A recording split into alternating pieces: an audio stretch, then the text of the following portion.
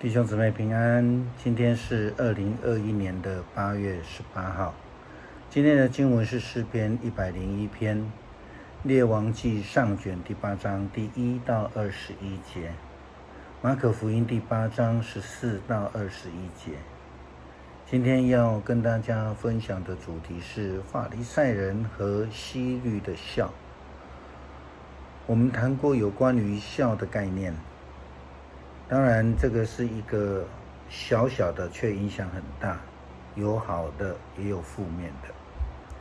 我们也提到了圣经当中耶稣基督所提到这种法利赛人的笑，通常也包括了所谓的经学士教法律的，或是他们呢都有对这个社会对信仰有不好的影响。今天不但提到了法利赛人，也提到了希律的笑。当然我们知道这还是负面的一个影响。比较特殊的是，今天的经文里面却也提到了更精确的因素。门徒们以为耶稣基督是因为他们身边没有带饼，所以生他们的气。其实是因为他们不明白耶稣基督真理的教导，或是说救恩的真谛。我们从3个角度一起来分享。第一个是生命的饼，耶稣常常强调这个概念。耶稣基督说：“我就是生命的食物。你们的祖宗在旷野吃过玛拿，还是死了。这是从天上降下来的食物，使人吃了就不死。我就是天上降下来生命的食物。人若吃了这食物，就必活到永远。我要赐食物的这个食物就是我的肉，是为了世人的生命而赐的。”其实我们知道门徒不能明白耶稣基督他本身就是生命的粮，是上帝所赐下来的。那么相同的法利赛人、希律，他们当然各不明白，或是我们更清楚来说，他们根本不愿意接受耶稣基督就是生命的粮，或是他们根本不愿意接受他所行的神迹。第二个，我们就要谈到神迹，他是喂养的主。耶稣基督说他是生命的粮，所以他在今天的经文里面提到了他喂养过5000人，喂养过4000人。这样的神迹是门徒们不太明白的事情。法利赛人、经学士、祭司们或是希律，他们所不愿意接受的，特别是这是一个很伟大的神迹。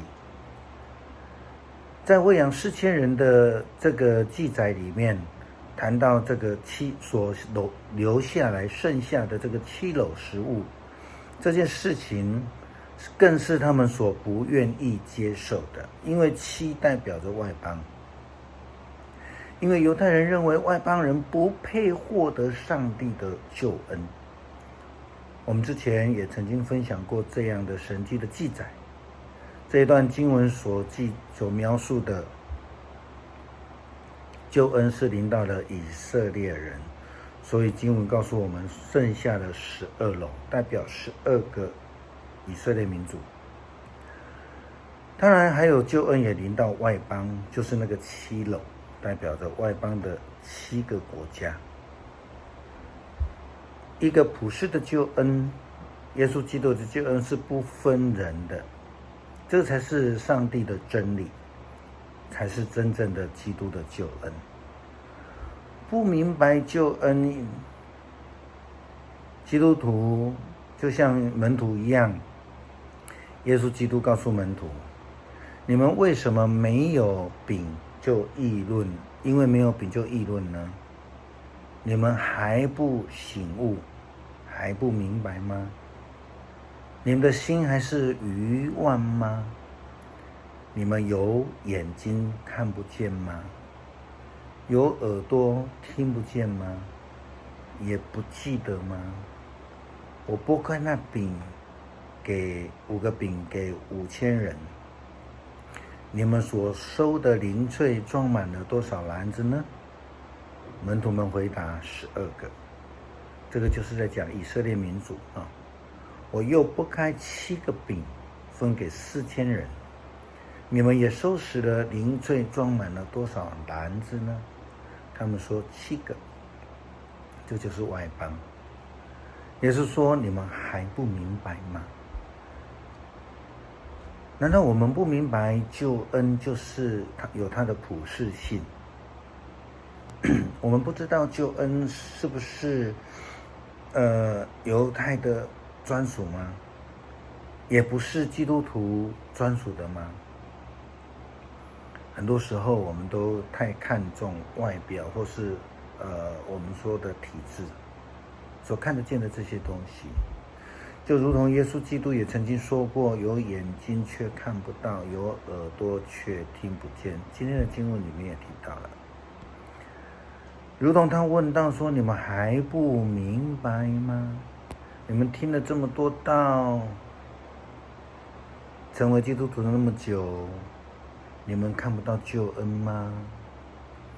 当所罗门王他建好了圣殿之后，将约柜迎接进入了圣殿，然后有云彩充满了圣殿，连祭司都没有站立的地方。我们是看到了云彩，还是看到了这个灿烂金碧辉煌的圣殿？是不是在这个时候，我们仍然能够看到圣殿真正的意义呢？就是上帝亲自临在的地方，是人跟上帝建立关系的地方，也是人跟人建立关系的地方，是人聆听上帝律法的地方，而且是决志要去遵守实践的地方。如果我们拒绝相信，拒绝救恩，拒绝实践信仰，却只追求穿的西装笔挺，在富丽堂皇的圣殿敬拜上帝，那这样子我们就成了发笑的法利赛人以及希律了。相同的，我们面对现在目前武汉肺炎的失控，教会发展的困境，我们所要思想的是什么？基督徒应当用什么样的态度来面对呢？法利赛式的自义，还是能够实践信仰，做好自我防护，也能够帮助他人，也或是成为那个传福音、热切欢迎未信的人来进入救恩的人呢？求主帮助我们。